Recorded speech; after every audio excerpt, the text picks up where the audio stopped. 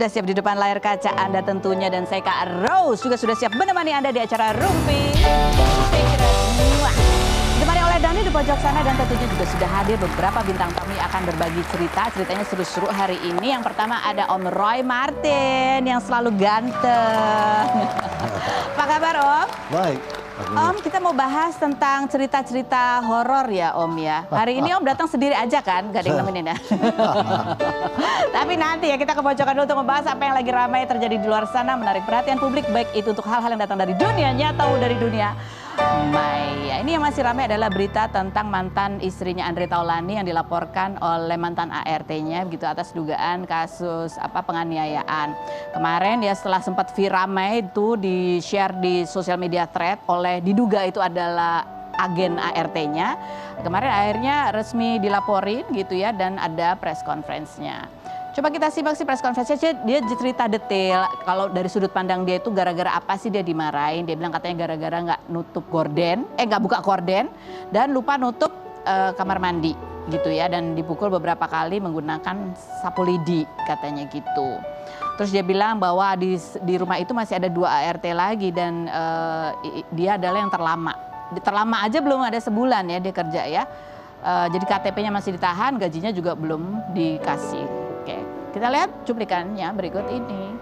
Nah ini ada beberapa jam yang lalu ya dari YouTube-nya Reben gitu, itu ada muncul tuh, kita nggak tahu ya ini sumbernya dari mana, ada surat gitu ya.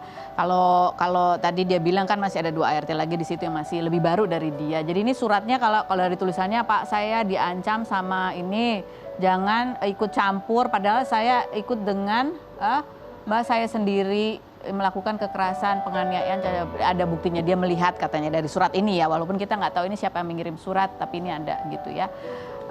Ada namanya tuh Mbak Siti dan Mbak Nur katanya ya. Tapi kalau kita lihat lagi, kita kepo-kepo di Instagramnya, Facebooknya ya, Facebooknya korban yang melapor, itu kita bisa lihat tuh kronologinya kayaknya ya. Ini tanggal 12 April dia sempat posting cari pengganti buat dia. Yang mau kerja mangga gantiin aku di sini, gaji 3 juta, kerja enak, santuy, HP bebas, teman asik baik, makanan bebas, free wifi, gak ada potongan gaji. Enggak sekarang kalau kerja yang dicari gitu ya, wifi gratis gak? Ini tanggal 12 ya. Tapi dia emang kerja mangga gantiin aku gitu ya. Ini dia menyebutkan apa yang dia dapat. Tapi sebelum-sebelumnya di tanggal 2 April itu juga dia sempat posting juga nih ya. Cabe apa segala macam. Terus captionnya ada lagi nih, kelasnya artis aja suka nanam cabe. Minta nggak nih banyak guys katanya gitu. Even itu ada terjemahannya di bawah. Terus ada lagi nih postingannya lagi nih ya. Morning. Morning, Masya Allah, thank you all atas nikmat sehat kuat ini katanya gitu.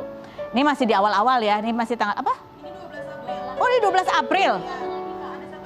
Ini 12 April di hari dia posting siapa yang mau gantiin juga. Oke. Ada lagi postingannya, coba kita lihat. Ini ada posting dia, karena bebas handphone di situ ya, free wifi.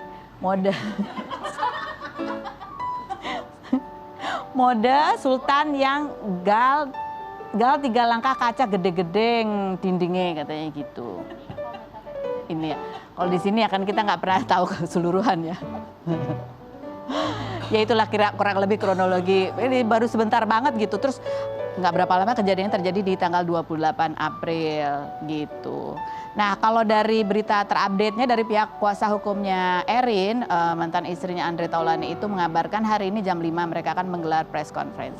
Komentar netizen kita baca yang berikut ini. Salut sama yang punya yayasan lebih menyelamatkan pekerjanya. Semangat Bu. Yang berikutnya ada lagi, takutnya dia kalah karena musuhnya berduit, takut banget nggak dapat keadilan. Yang berikutnya, setelah UU ART disahkan, maka sudah banyak para ART berusaha mencari keadilan harga diri seorang ART. Semangat Mbak, pembelajaran buat orang-orang yang tidak memanusiakan manusia. Setuju sih. Yang berikutnya ada lagi, lancar tanpa terbata-bata. Aku percaya Mbak ini. Yang berikutnya, ini orang gampang banget percaya itu jangan sama manusia. Sama yang di atas.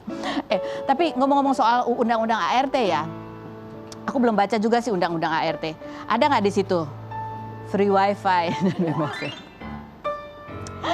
Kita langsung aja menuju ke Om Roy. Kita lihat dulu profilnya berikut ini.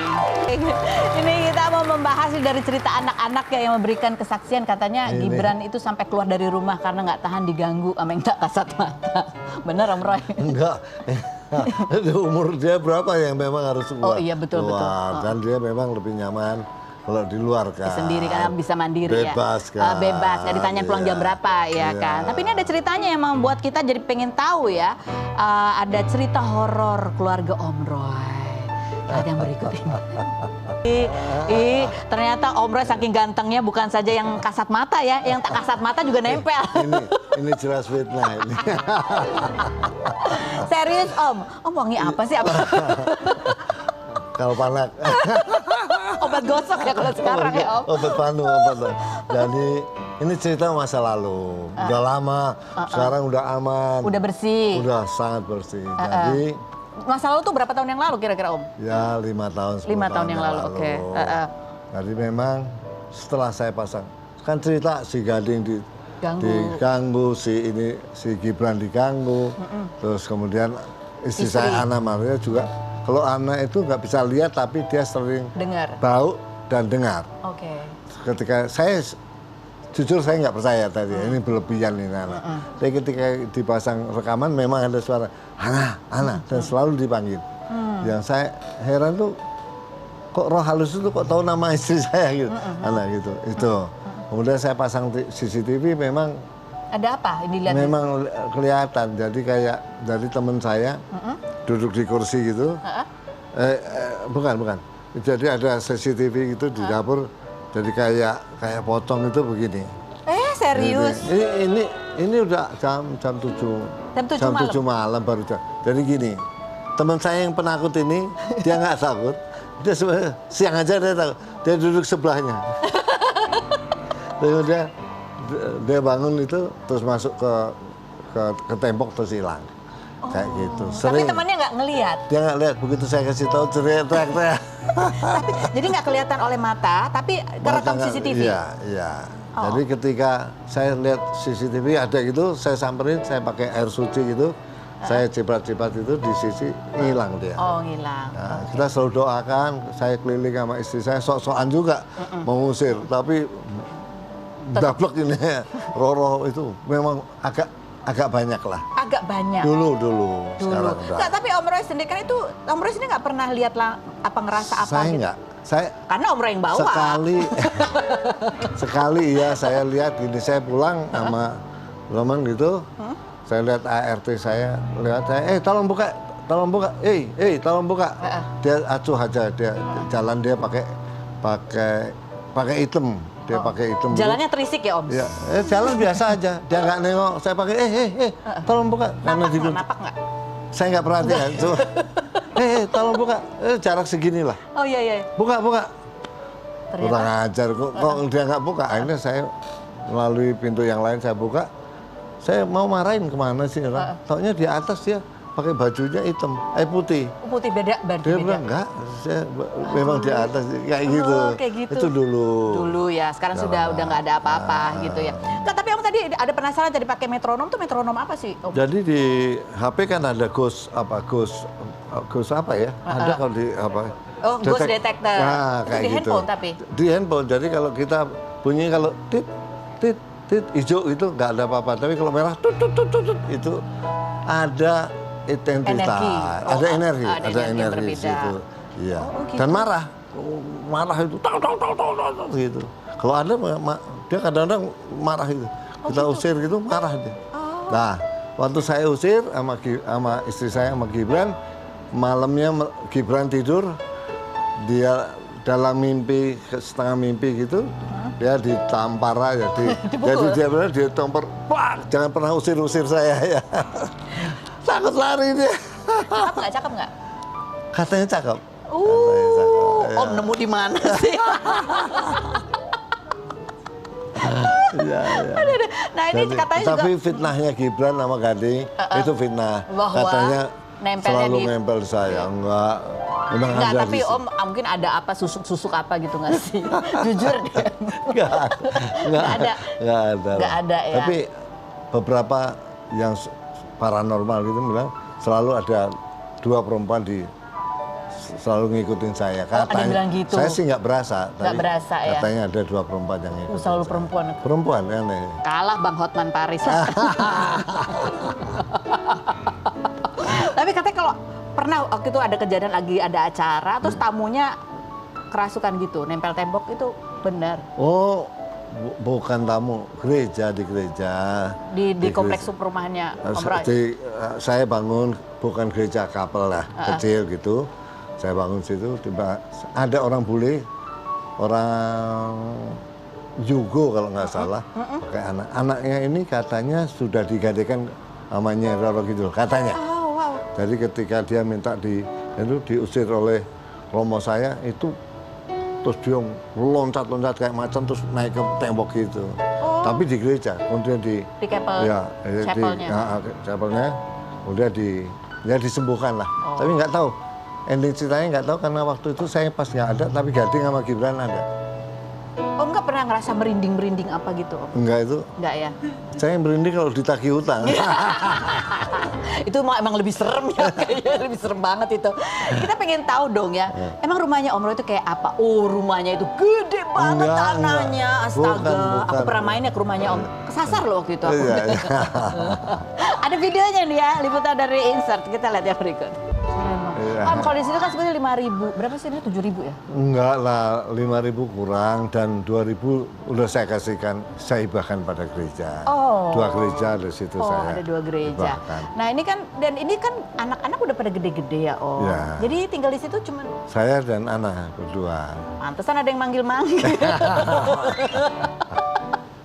Oh, terus, nah ini kan kita penasaran ya, apa ceritanya? Pasti ada ceritanya sampai Om bisa beli rumah tanah segede itu tuh dari Iya. hasil syuting bertahun-tahun itu beli tanah di situ Om. Ya, artinya ketika itu saya sempat jual rumah di Pulau Mas itu. Kita nggak kontrak itu, saya bilang, Tuhan kalau saya punya tanah lagi saya akan berikan untuk untuk kegiatan gereja gitu.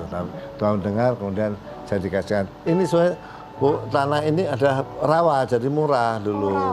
Rawa saya nguruk 2.000 truk 2.000 mini. truk? Ya, Oke. supaya jangan kayak gitu, murah, harganya murah. Oh, karena rawa, jadi Karena rawa terus diuruk gitu. Jadi air itu selalu punya energi. Jadi kalau tempat-tempat air itu biasanya memang ada energinya, energi. jadi ada penghuni lamanya kayaknya di situ iya, ya. Iya. Saya udah lama di sini kok diusir gitu. Oh iya. Jadi ada RT saya itu, istri saya lihat itu baru ngobrol di tangga itu, ngobrol. Terus dia bilang, loh kamu ngobrol sama? Iya, sama itu yang di sini. Ada nenek-nenek apa? Mbok jangan diusir, saya udah lama di sini. Ngobrol bener gitu kayak. Ngobrol, ya. Kita sih nggak lihat, cuma dia ngobrolnya. Kita dengar suaranya dia nggak, cuma ngobrol. Jadi cuma satu arah dong yang Satu kita dengar ya. arah. Oh ya ampun. Ini salah satu penghuninya adalah ular-ular kayaknya ya. Bener ya, kan tahun 2020 berapa tuh? Ada beritanya tuh mengusir ular. Ya itu cuma satu, tapi ketika banjir yang pertama dulu datang nggak terlalu banyak, cuma ada 9. Ular apa Om? Ular kobra. Oh kobra. Kalau musim hujan biasanya memang Ya, suka banyak. nggak tahu dari lubang-lubang itu keluar. Tapi kalau kemarin kalau kobra kan agak kecil-kecil, tapi kemarin cukup besar segini gitu. Tiba-tiba ada di dapur gitu. Hah? RT saya teriak-teriak, saya bilang ini jam 4 jangan, tunggu dulu. Kenapa? Biar terang dulu. Karena dia lari ke gudang kan. Saya bilang, coba saya tangkap. Wah, sok. Saya panggil ART yang lagi, ayo kita tangkap berdua. Saya lihat, begitu saya sok, wah begitu, wah. Saya bilang, ini mesti panggil ahlinya. Iya kan, karena besar. Oh. Tapi saya ingin bilang bahwa damkar Indonesia. Oh, ini pakai damkar ya, damkar. Nah, ya, saya telepon damkar, siap Om. Belum ada setengah jam nyampe. Langsung. Operasi itu anehnya itu kan gudang itu tutup rapat sama sekali nggak ada lubang, dicari nggak ada. Ih, terus? Udah hampir putus tapi di gudang satunya dia di situ. Pindah gudang. Pindah tapi keluar masuk dari mana nggak tahu. Padahal waktu itu udah ditutup ya? Nggak ada kayak gini, nggak ada untuk masuk. Celahnya nggak ada. Nggak ada. Ini ada artikelnya ya betul ya, damkar. Ya, itu. terus ditangkap sama damkar, terus dibawa. Yang kepalanya 2 yang mana? dulu itu anak-anak yang lihat saya sih nggak lihat. Iya. Tapi itu dulu. Tapi pernah juga satu saat saya ke atas rumah saya lantai 2 itu tiba-tiba ada ular nggak terlalu besar, tapi kayak plastik gitu. Jadi apa? Transparan. Dia saya kejar masuk terus hilang. Sampai sekarang saya nggak tahu apakah itu ular benar atau ular-ularan. Karena transparan, jadi tembus pandang, ular tembus pandang. Pernah. Om, dikejar? Dulu saya kejar, saya mau pukul kan. Tapi dia lari, tek. Berani ya. Tiba-tiba, cakep ulernya.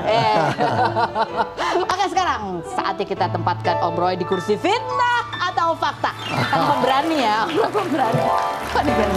Sini silakan Om. Oh, saya di mana? Sini duduk sini. Belum pernah kan Om Roy duduk sini ya? Nyobain kursi.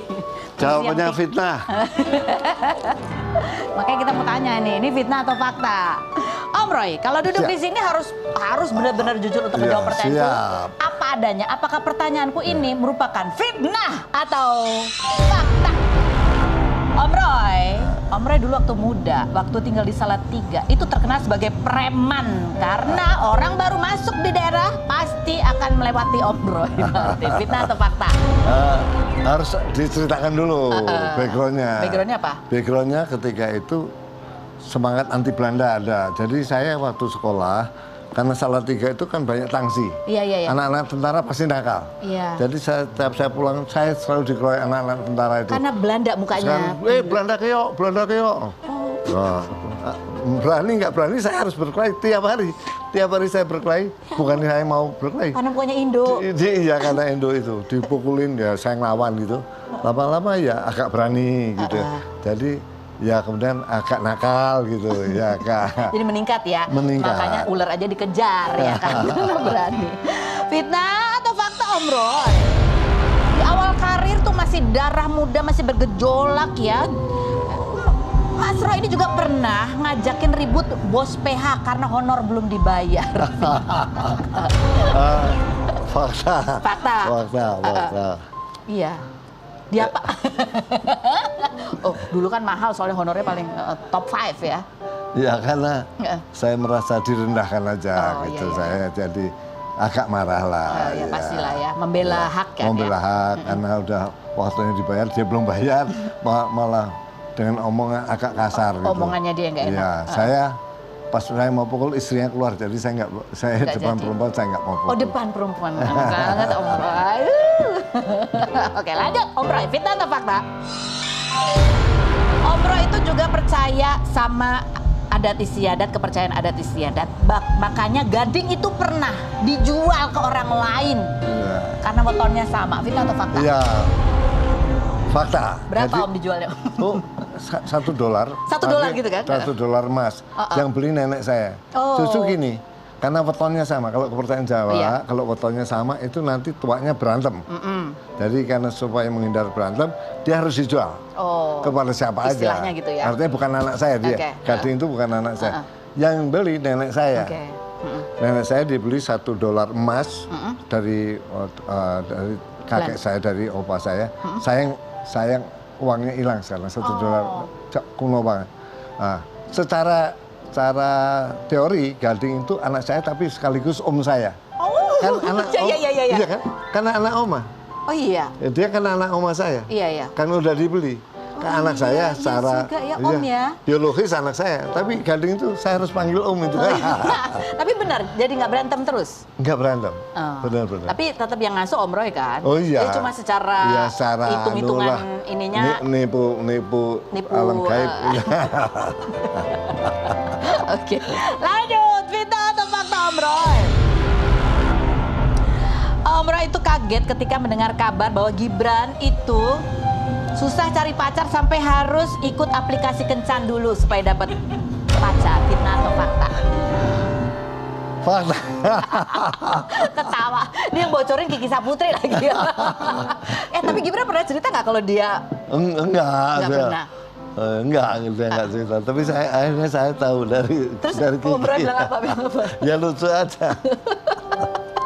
Kamu bikin malu papamu. Bikin malu ya. Ini. Harusnya gimana Om nyarinya Om? Ya, Pakai wangi-wangian, dibagi Bukan. dong itu wangi-wangian. Harus berani sedikit. Oh, harus berani sedikit. Harus aktif. Laki-laki harus aktif. Oh. Kejar, jangan mau dikejar. Oh. Iya dong. Jadi begitu ada nih. Begitu banyak perempuan yang patut kita perjuangkan. Oh iya. Harus kita perjuangkan. Oke. Perjuanginnya tuh sampai yang pernah Om Roy pernah lakukan ya, memperjuangkan. Oh, totalitas kalau saya yang paling nekat tuh ngapain? Anna Maria. Diapain? Paling nekat apa tuh diapain? Apa ya? Apa aja? Ya berkelahi di tempat misalnya. Sama saingan-saingannya? Saingannya misalnya kayak gitu. Apa aja saya lakukan. Wah, luar biasa ya. Lanjut cerita atau fakta Om Roy. Bahwa bukan cuma Gading yang sekarang pusing karena oleh pertanyaan Gempi, yaitu kapan dia boleh punya pacar. Tapi kakeknya pun juga pusing, ya kan? Fitnah atau fakta? Jawabannya setelah berikut ini. Jangan kemana-mana, tetap di Rumpi.